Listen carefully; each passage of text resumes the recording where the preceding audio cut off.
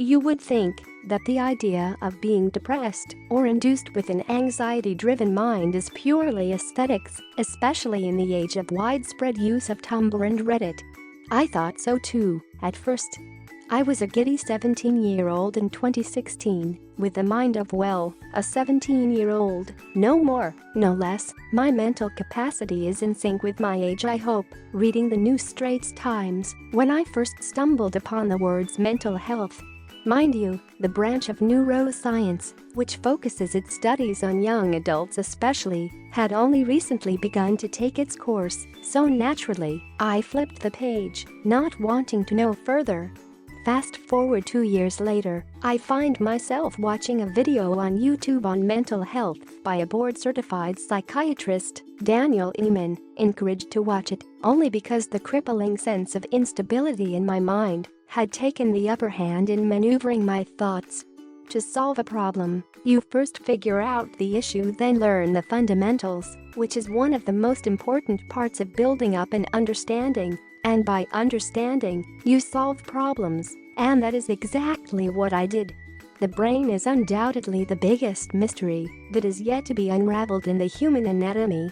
Countless studies have been conducted, various branches of neuroscience pop up like mushrooms occasionally, and countless Big Bang Theory episodes have been made, and yet, we are yet to understand the brain at its full usage. But, thankfully there's a but. Enough studies have been made for us to understand the additions and subtractions needed to stabilize our heads. Whenever you find yourself feeling all emotional and catch yourself saying, "Screaming is probably the better description. I am not in the right headspace," tell yourself that your brain is undergoing a biological process, and it is completely okay. The chemistry of the brain is momentarily disrupted, and while some may experience the disruption for a long period of time, it is a valid situation which will occur to anyone at any time. Once you understand that emotional turbulence is nothing but science, you will feel a little less pressure to beat yourself up over it. Next, sit down and write your thoughts out. As juvenile as this might sound, writing your unhappy thoughts down will stimulate the brain to analyze the situation and lighten the heavy feeling in your heart. Technically, it's your guts because it has more neurons in it, but let us roll with the symbol of love. Putting your thoughts into words will help you pinpoint the triggers and help you look at the situation with a less cluttered mind. Figuring out your triggers to a bout of depression, anxiety, or a panic attack will help you be more prepared if another episode occurs.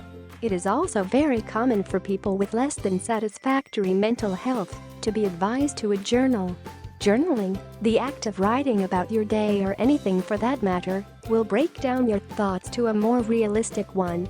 It should be understood that we have about 60,000 thoughts per day, and 80% of it are negative thoughts, and they're biologically engineered to be little red ants. These thoughts are capable of controlling our every move and every reaction. Hence, writing them down, not all, just a fast few which bother you the most, will give you a better understanding of how your mind works. Understanding how your mind works will in turn help you have better control of your emotions.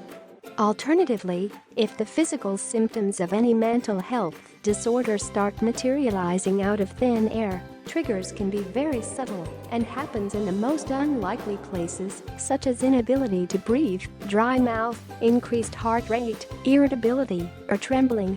Get help. If you are surrounded by people, walk towards someone you know and verbalize your situation in the best way you can. It is a natural instinct for a fellow human being to put you at ease. However, if you are alone, take an empty paper bag and breathe into it for several seconds. Sit down, count to 10, and breathe slowly. There is a method of breathing known as diaphragmatic breathing in which you breathe in through your nose, feel your stomach rise instead of your chest, and exhale after 2 seconds.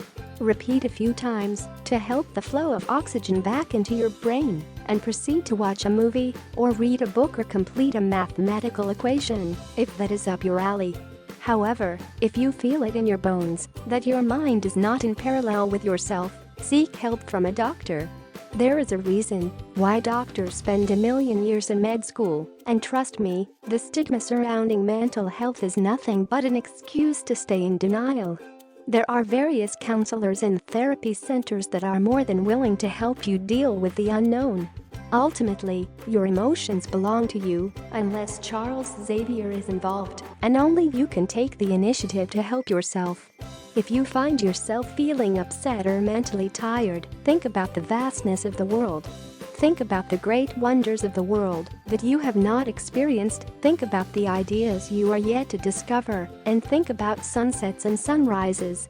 As Daniel Ehman, my favorite psychiatrist, virtually of course, because therapies are expensive, puts it, mental hygiene is as important as washing your hands. So, keep that fuzzy brain of yours healthy by eating right and exercising, the most natural way to heal. And if you can handle the world's biggest mystery, you can handle anything.